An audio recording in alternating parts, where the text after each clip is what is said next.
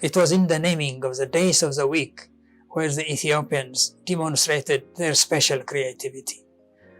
The basis for the names they gave to the days of the week were the first 2 chapters of the first book of the Old Testament, the book of Genesis. There we have the famous story of God creating the world in 6 days and resting on the 7th.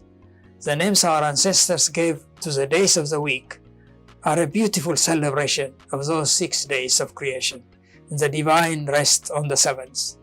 The first day they simply called Ehud, which is related to the Giz word Ahadu, 1, and just means first, thus perpetually honoring the first day of creation.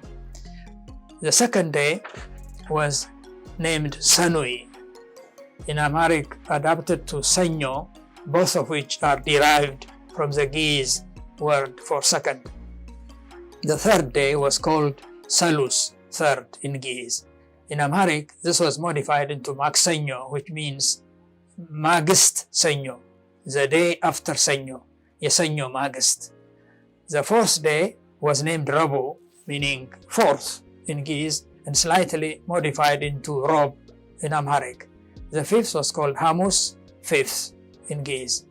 But to the sixth day, they gave the special name Arb, which is related to the Giz word for dusk or setting of the sun, and Mi'rab, which means where the sun sets.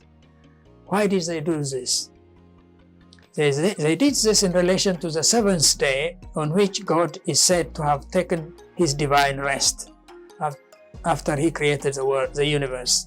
As you all know, this day of the divine rest is highly venerated by the people of the Old Testament, as is known with great devotion as the Sabbath.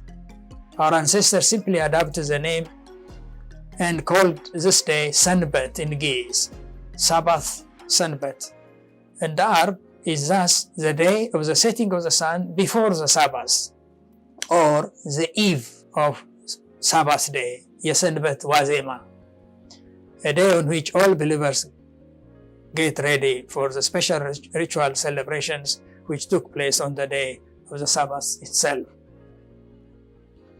The respect of the Ethiopians for Sanbet was so great that they later started to call Sunday, which is believed to be the day of the resurrection of the Lord, by the same name, Sanbet. This meant that the Christians of Ethiopia ended up observing 2 Sanbet days in 1 week.